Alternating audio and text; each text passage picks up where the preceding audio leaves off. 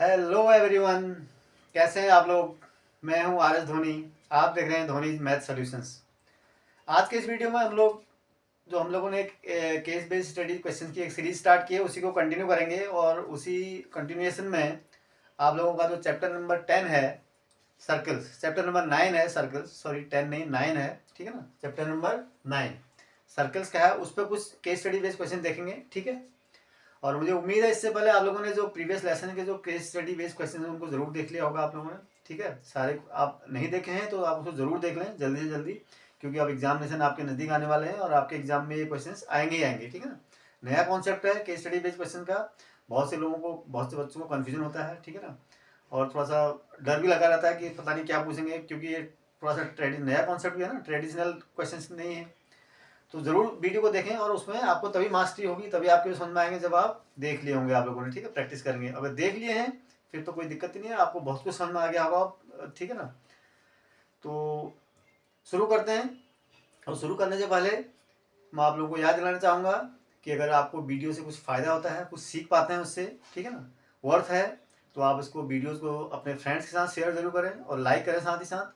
और अगर अभी तक भी आप लोगों ने चैनल को सब्सक्राइब नहीं किया है तो चैनल को जरूर सब्सक्राइब कर लें, ठीक है ना। चलिए शुरू करते हैं।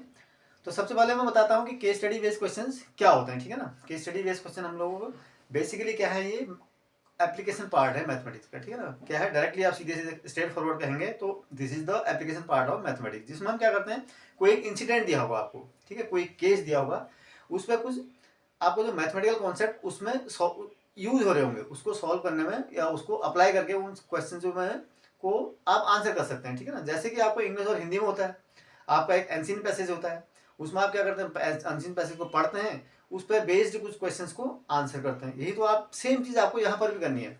यहाँ पर क्या करना है, आपको आपको पैसेज को पढ़ना है, ठीक है। केस का मतलब होता है इंसिडेंट, ठीक है ना, कोई घटना, रियल घटना जो है, ठीक है ना। तो उसको पढ़ना है, पढ़ने के दौरान आप लोगों को जो भी न्यूमेरिकल फिगर या भी जो डेटा आता है उसको आप नोट डाउन करते रहिए, ठीक है ना।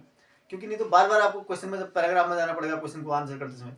एक बार आपने क्वेश्चन पैराग्राफ समझ लिया और सारी इन्फॉर्मेशन नोट डाउन कर ली तो उन क्वेश्चन को आंसर करना बहुत आसान हो जाता है, कोई डिफिकल्ट नहीं है, ठीक है। तो आपको सिर्फ प्रैक्टिस करनी है और स्मार्ट वर्क करना है, ठीक है ना। आपको टाइम बहुत ज़्यादा वेस्ट नहीं करना है, क्योंकि टाइम भी आपका एग्जामिनेशन में बहुत ज़्यादा इंपॉर्टेंट होता है, ठीक है ना। और पर्टिकुलरली मैथ्स के पेपर में तो मैं कहूँगा कि 9-10 में अभी से आपको प्रैक्टिस बनानी है। 10 में अगले साल आपको बोर्ड का एग्जाम होगा, ठीक है, तो उसमें आपको उसी इस हिसाब से आपको अपने आप को प्रिपेयर करना है, ताकि वहाँ पर समय की हमेशा कमी रहती है, मैथ्स का पेपर जनरली लेंथी आता है, ठीक है ना। तो आपको स्मार्ट वर्क भी करना है और फटाफट पढ़ना है। कोशिश ये करना है कि एक बार में ये पैराग्राफ पूरा समझ में आ जाए, ठीक है ना। कभी कभी अगर नहीं आए तो आपको दोबारा पढ़ना ही पढ़ना है, ठीक है ना। और पहले आप ये नहीं सीधे क्वेश्चन में जंप नहीं करेंगे, आप पहले इस पैराग्राफ को समझेंगे, ठीक है, न्यूमेरिकल फिगर में। और ज्योमेट्री और मेंसुरेशन में मैं यहाँ तक कहूँगा कि आप रफ फिगर जरूर बनाना, अगर फिगर ड्रॉ नहीं किया तो, ठीक है ना। रफ फिगर आपका स्केच जरूर करना है, उससे आपको चीज़ें क्या होती हैं, एकदम से समझ में आती हैं, ठीक है ना। जो चीज़ें कभी कभी दिमाग में क्लिक नहीं करती और फिगर देख के वो क्या होता है, आपको आइडियाज आने लग जाते हैं, ठीक है ना। तो आप जरूर उसमें रफ फिगर ड्रॉ करना चाहिए आपको। तो चलिए शुरू करते हैं। और कभी मैंने एक चीज़ बहुत बार ये बता दूं, ऐसा भी देखा है कि कभी कभी क्या होता है, एक आध क्वेश्चन जो है पैराग्राफ में के बेस होता ही नहीं है, मतलब उसको आप बगैर पैराग्राफ को पढ़े हुए भी उस क्वेश्चन को आंसर कर सकते थे, ऐसा आपको लगेगा, ऐसा होता भी है। तो कोई नहीं, आप उसको इंडिविजुअली आप इंडिपेंडेंटली आंसर भी कर सकते हैं, ठीक है ना। आपने करना ही करना है आपको। तो इसका मतलब ये नहीं है कि आपको पैराग्राफ को स्किप करना है, नहीं पढ़ना है, पैराग्राफ को पढ़ना है और समझना है, ठीक है ना। चलिए शुरू करते हैं। अब यहाँ पर देखो, सर पहला थीम क्या है हमारी, there is a circular amusement park in a city, ठीक है। पार्क होते हैं आपको पता है, रेक्टेंगुलर या कोई भी कहीं पर भी पार्क होते हैं, अम्यूजमेंट पार्क में आप लोग गए होंगे, फन सिटी जिसको बोलते हैं, ठीक है ना। It has 3 gates A B C as shown in the figure. इस तरह का एक पार्क है, ठीक है। ड्रॉ फिगर बहुत सा ड्रॉ नहीं हुआ है, फिर भी आप मान के चलो ए बी सी डी पूरा एक पार्क है सर्कुलर, 3 गेट्स हैं उसमें, A B and C. These are 3 gates, एक यहाँ पर है, एक यहाँ पर है, एक यहाँ पर है, ठीक है ना। गेट्स है यहाँ पर। Gate B and C are entrance gates. B and C मतलब ये गेट और यहाँ गेट से क्या होते हैं, इंट्रेंस का मतलब क्या होता है, विजिटर्स यहाँ से एंट्री कर सकते हैं, ठीक है ना, ओनली एंट्री, नहीं तो ट्रैफिक जाम लग जाता है ना, ठीक है ना। तो ओनली एंट्री, यहाँ पर टिकट चेक होंगी आपकी, ठीक है ना। तो these 2 gates are entrance gates, मतलब from these gates visitors can enter the amusement park, right. Now whereas gate A is the exit gate. A से क्या कर सकते हैं, बाहर जा सकते हैं, एक में बी और C, either you can enter from B और from C, but you can exit only from A, there is one gate only for exit, right. तो वहां से आप बाहर निकल सकते हैं और कहीं से आप यहाँ से आप नहीं आ सकते बाहर, ठीक है ना। These 3 gates are equal distant from each other. देखो हमारे लिए ये इंपॉर्टेंट है, हमारे लिए क्या इंपॉर्टेंट है, गेट क्या है, 3 गेट्स हैं, मतलब 3 पॉइंट्स हैं, सर्कुलर है। एक तो हमारे लिए इंपॉर्टेंट है कि चीजें सर्कुलर है। तीसरा क्या है कि यहाँ पर ABC are 3 points on the circumference of the circle. Gates का मतलब क्या है, we will consider these point these as a 3 points sir, ठीक है ना। तो ABC हम क्या कंसीडर करेंगे, ABC are 3 points on the circumference of the park या सर्कमफ्रेंस ऑफ द सर्कल, ठीक है ना। ये हमारे लिए इंपॉर्टेंट है, मतलब ठीक है ना, हम इस तरह से चीजों को एनालाइज करेंगे। और फिर नाउ बोलना इफ, और थर्ड चीज क्या है, these 3 gates are equal distant from each other, मतलब इनके बीच की डिस्टेंस बराबर है। आप चाहे ये डिस्टेंस कह लो या AB कह लो, लाइन सेगमेंट जो है AB BC AC, ये तीनों गेट्स क्या है, दीज आर इक्वल डिस्टेंट है, ठीक है ना। इसका ये मतलब है अगर ये बराबर है तो ये भी बराबर ही होंगी इसकी लेंथ, ठीक है ना। सर्कुलर भी एरिया को लेंथ बराबर ही होगी, आर्क लेंथ भी, और ये कॉर्ड भी बराबर ही होंगे, ठीक है ना। चलिए, and if O is the centre, O क्या है, सर्कुलर पार्क का सेंटर, यानी O हमारे लिए क्या है, सेंटर ऑफ द सर्कल है, ठीक है। चलिए, then in answer the following question. इस वे ये इंफॉर्मेशन आपको दी है, इसके बेस पर आपको क्या करना है, आंसर करने हैं जो क्वेश्चन आपको दिए हैं। चलिए आंसर करते हैं, कैसे करेंगे, बहुत आसान क्वेश्चन होते हैं, ठीक है ना। बस आप एक बार चीजों को समझ जाए आप, ठीक है।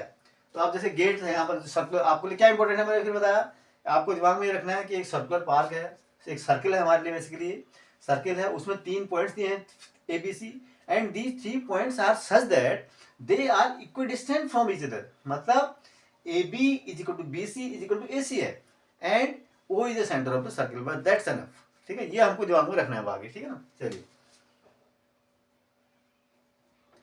तो फर्स्ट क्वेश्चन क्या है, फर्स्ट क्वेश्चन पढ़े, which type of triangle ABC is in the figure. अच्छा, ABC कैसा ट्रायंगल होगा फिर, देखो मैंने क्या कहा, ABC में इक्वल डिस्टेंट है ना, a point ABC are equal distant, इसका मतलब क्या हो गया बेटा, इक्वल डिस्टेंट का मतलब AB is equal to BC is equal to AC, भाई AB is equal to BC is equal to AC, तभी तो इक्वल डिस्टेंस होंगे। तो it means triangle ABC is equilateral, is क्या हो जाएगा, इक्विलेटरल,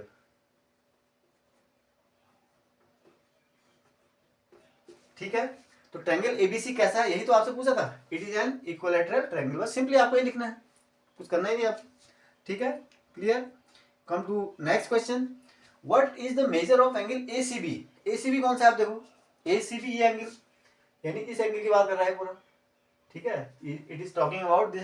अगर अब देखो कैसे निकालेंगे, तो बहुत आसान है, आप लोगों को अगर समझ में आ गया होगा तो, since ABC is equilateral, since triangle ABC is क्या है, इक्विलेटरल, आपने फर्स्ट पार्ट में कहा ना। सो अगर इक्विलेटरल होता तो क्या होता बेटा, if any triangle is equilateral then it's each angle is of 60 degree. भाई इक्विलेटरल एंगल का हर एक एंगल कितने डिग्री का होता है, 60 का। तो इसका मतलब क्या हो गया, ACB भी तो इसका angle ACB is equal to 60 degree, BAC is equal to 60 degree and ABC is equal to 60, यानी सारे एंगल कितने हैं इसके, पूरे ABC के ट्रायंगल के कितने होंगे, 60 degree. So angle ACB is equal to 60 degree, ये आंसर हो गया इसका, ठीक है ना, ACB निकालना। Now come to third question, number third में देखो क्या होता है, find the measure of angle BOC, ठीक है, BOC आपको निकालना है। अब BOC कैसे निकालोगे, अब देखो BOC क्या है, यानी ये एंगल निकालना है आपको, ठीक है, you have to find this angle. अब ये थ्योरम आपको कौन सी लगानी है, यहाँ पर थ्योरम आपने पढ़ी होगी, angle made by an arc at the centre is double of the angle made by it at any in the remaining part of the circle. मतलब देखो इस आर्क ने या इस कॉर्ड ने BC जो आर्क है, इस आर्क ने सेंटर पर कौन सा एंगल बनाया, BOC, और इस आर्क के अलावा, ठीक है, remaining part of the circle के अलावा, इसके अलावा कहां पर कोई दूसरा एंगल बनना है, ये एंगल बनना है, ठीक है। सो क्या एंगल, क्या थ्योरम होती है, फिर आगे याद दिला रहा हूं, angle made by an arc at the centre is double of the angle made by it on the remaining part of the circle. मतलब इसके अलावा कहीं पर भी ये सर्कल, अगर ये इस लाइन को हम ज्वाइन करेंगे तो ये एंगल का वो एंगल हाफ ही होगा। मतलब कहने का मतलब देखो हम क्या बता रहा हूँ, क्या करना चाह रहा हूँ, angle BOC is equal to twice of angle किसके, BAC के, समझ रहे हैं ना बात को, ये एंगल इस आर्क ने सेंटर पे ये एंगल बनाया BOC, और इसी आर्क ने रिमेनिंग पार्ट में कहां पर एंगल बनाया BAC ना। तो दिस इंप्लाइज, अब BAC कितना एंगल आपका 60 डिग्री, क्यों ABC एंगल इक्विलेटरल था ना, प्रूव किया ना अभी, ABC एंगल इक्विलेटरल है तो तीनों एंगल क्या होंगे इसके 60 डिग्री का। तो this implies angle BOC is equal to twice into 60 degree, ठीक है ना, इज इक्वल टू 120 डिग्री। ये आपका आंसर हो गया। This is the angle for, ठीक है ना, 120 डिग्री कौन सा एंगल होगा BOC, ये एंगल, क्योंकि ये 60 हो जाएगा ना, ये कितना है इसमें 60, तो ये कितना हो जाएगा 120 डिग्री, ठीक है। चलिए नाउ कम टू और पार्ट। और पार्ट में क्या कहता है, देखो क्या है, state the type of triangle OBC। अब OBC कैसा ट्रायंगल होगा बेटा, देखो इन ट्रायंगल OBC, देखो इन ट्रायंगल OBC क्या देखते हो आप, क्या है OB इज इक्वल टू क्या है बेटा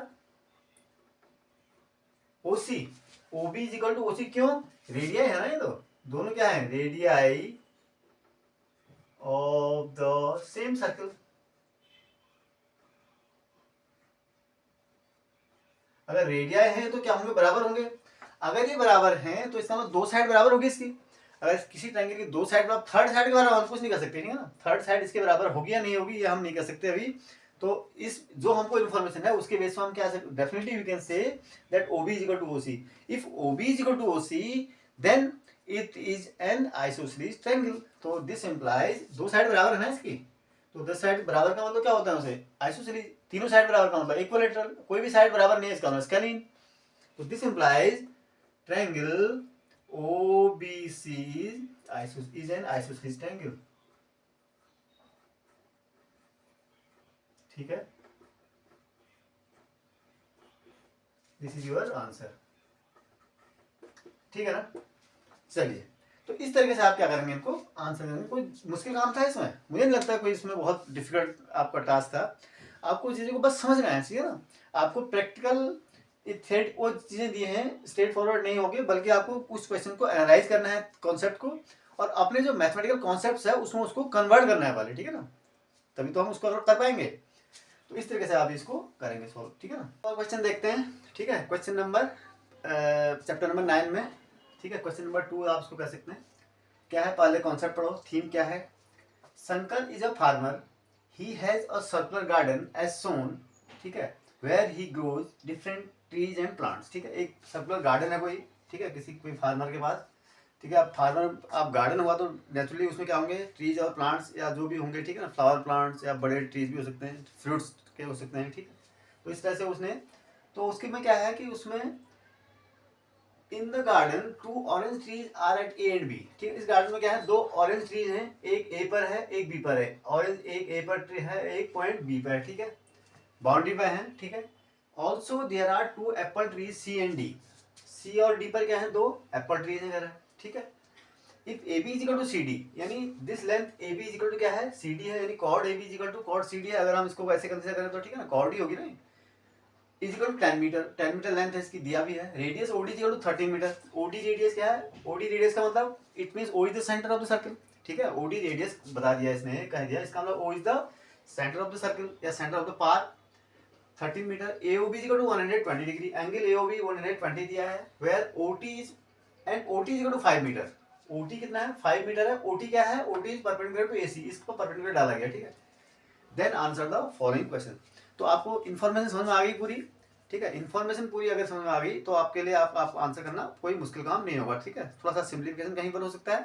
तो चलिए आंसर करना शुरू करते हैं, ठीक है। हमको क्या हो गया, एक सर्कुलर गार्डन है, क्या हमको इन्फॉर्मेशन है, देखो एक पूरा सर्कुलर गार्डन है, यानी एक सर्कल है, बेसिकली क्या है एक सर्कल है, उसमें क्या है there are 4 points on the circumference of the circle AB and CD, जिनको हमने ट्रीज कहा है, ये एप्पल ट्रीज है और ये ऑरेंज ट्रीज जो भी है, ठीक है ना, ये ऑरेंज ट्रीज है ये एप्पल ट्रीज है, यानी 4 पॉइंट्स है बेसिकली हमारे पास ऑन द सर्कल, ठीक है।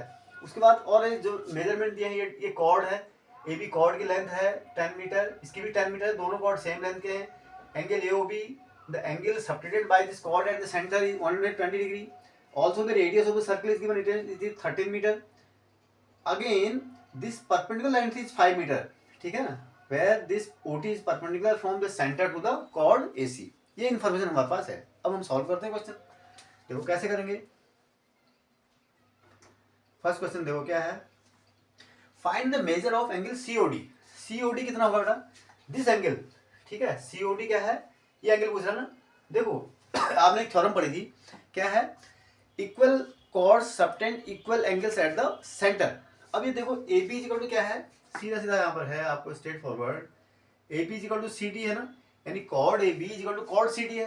तो this implies angle A O B, क्यों, the angle subtended by this chord AB at center is angle AOB.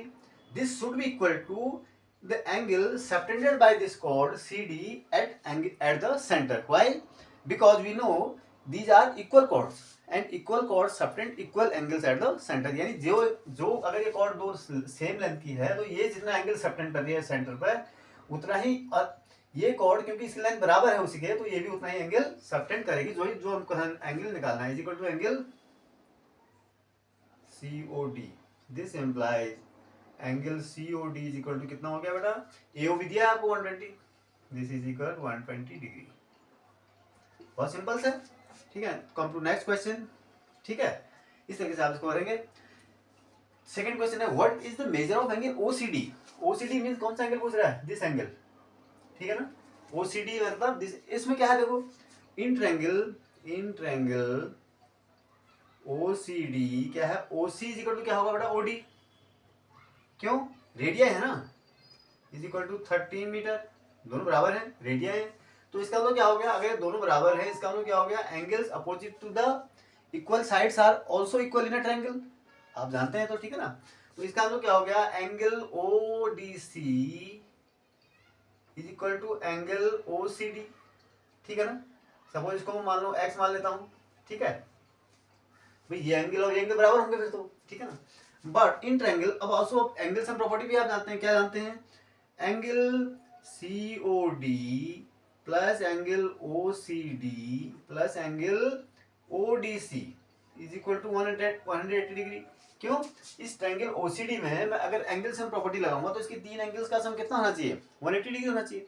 तो वही तो लिखा है, COD plus OCD plus ODC, ठीक है ना।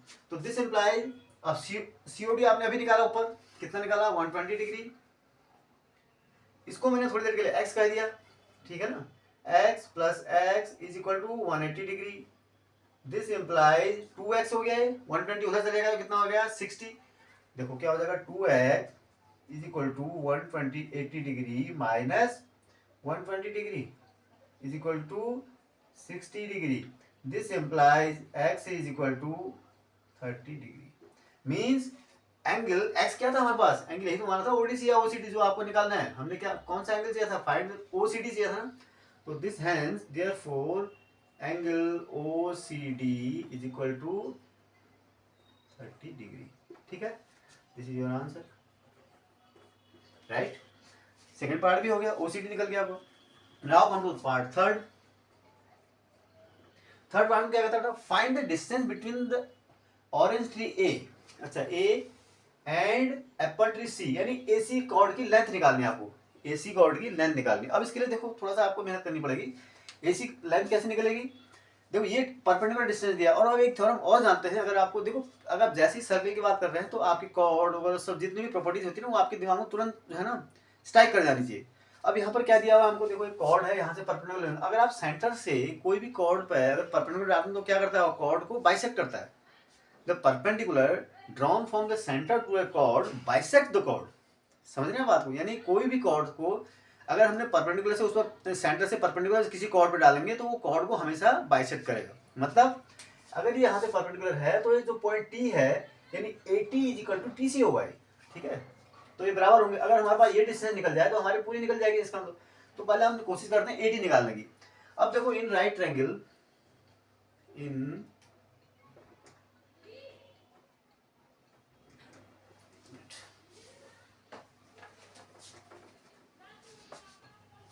देखो इन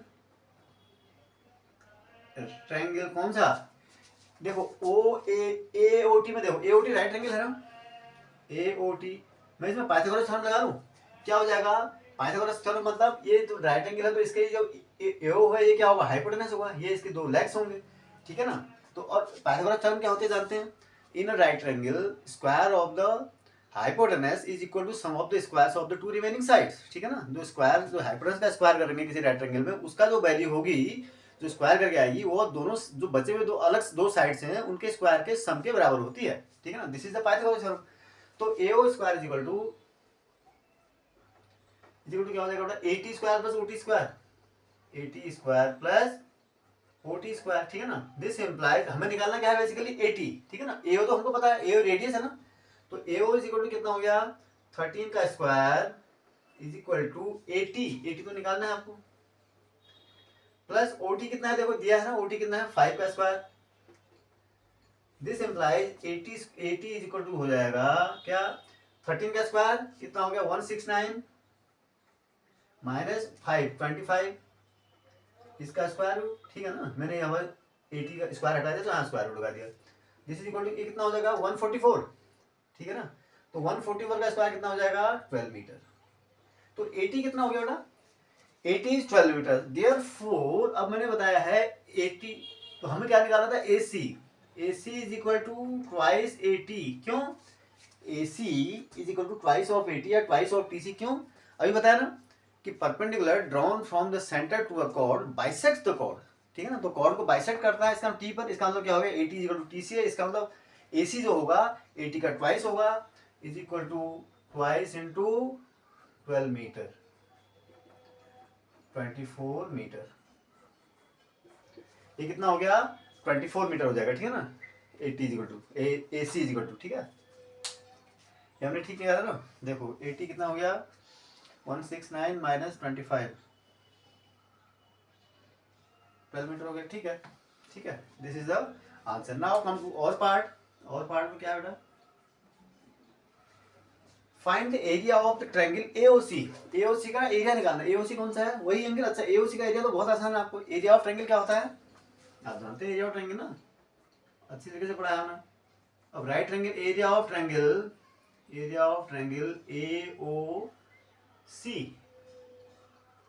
AOC निकालना है ना, हाँ ठीक है। Is equal to 1/2 area of triangle क्या होता है बेटा बेस इंटू एल्टीट्यूड या हाइट जो भी कह लो आप, ठीक है बेस और या एल्टीट्यूड। बेस अगर मैं बेस इसको लेने देखो मुझे एल्टीट्यूड ये पता है ना, तो बेस में AC को ले लूं एल्टीट्यूड OT हो जाएगा, यानी इज इक्वल टू क्या हो जाएगा base AC 1/2 into AC into OT, ठीक है ना।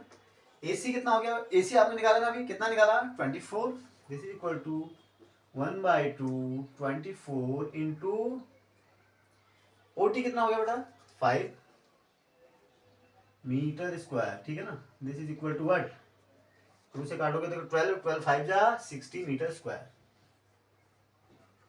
दिस इज योर आंसर, ठीक है ना। तो 60 metre square is the area of this triangle AOC। तो इस तरीके से आप इनको क्या करेंगे सॉल्व करेंगे, ठीक है ना।